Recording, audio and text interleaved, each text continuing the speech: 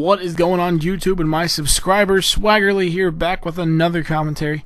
And today, guys, I'm bringing you a 2v2 on the map Slums, playing with implicating as always. You know, that's my Dubs partner, guys. What's up? Yeah, so this is a pretty decent gameplay. I think I get 5 kills, but this match was really it was a good map for us.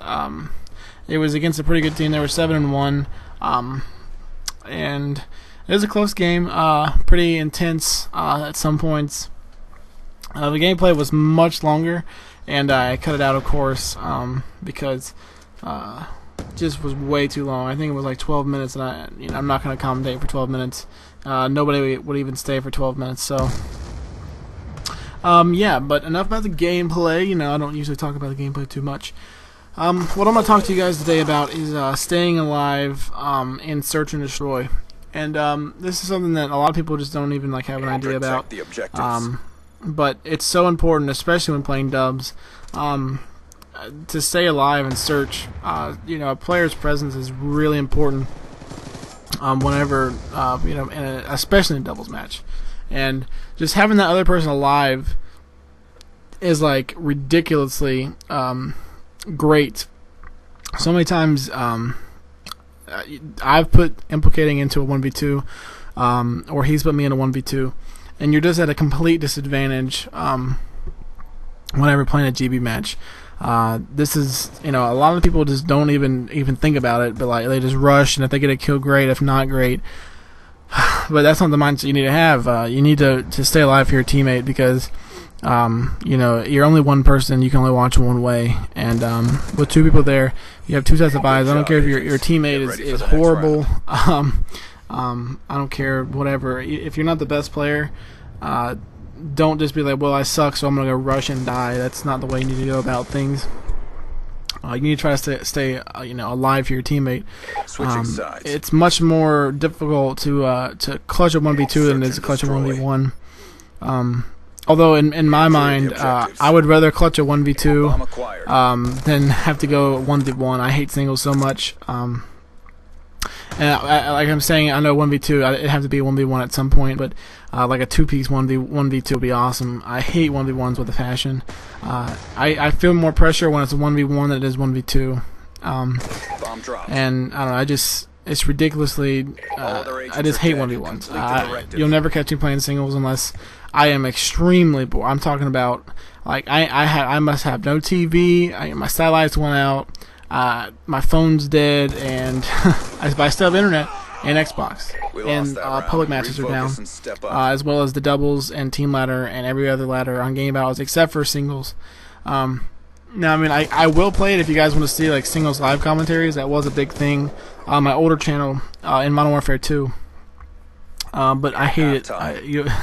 It'll pretty much be 5 or 6 minutes of me raging on a live commentary, and nobody wants to hear that, right? But yeah, so staying alive is extremely important, guys. If you know you have a teammate that doesn't stay alive, direct them to this commentary, or her, you know, of course.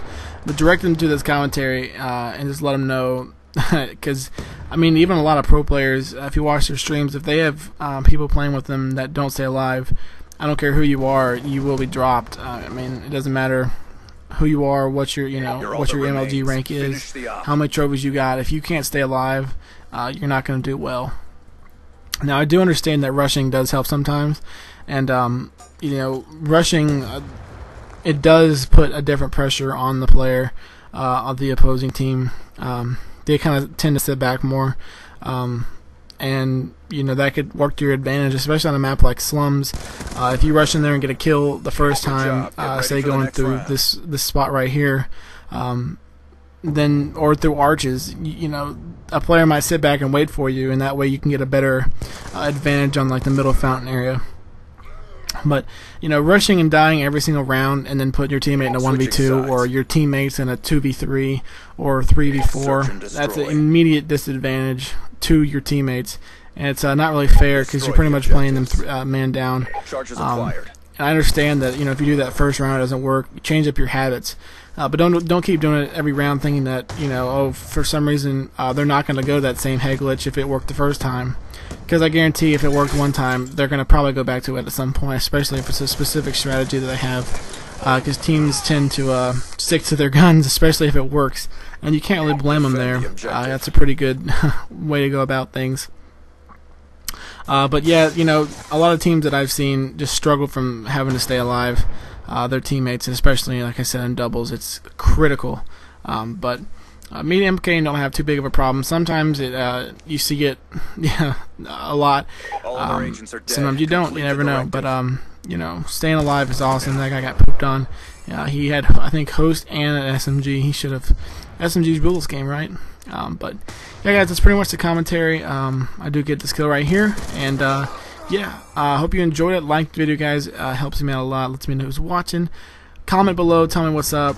Tell me if you've had a bad experience. Somebody who can't stay alive, whatnot. But yeah, subscribe if you haven't already, guys. And that's the gameplay. Hope you enjoyed it. Swaggerly is out.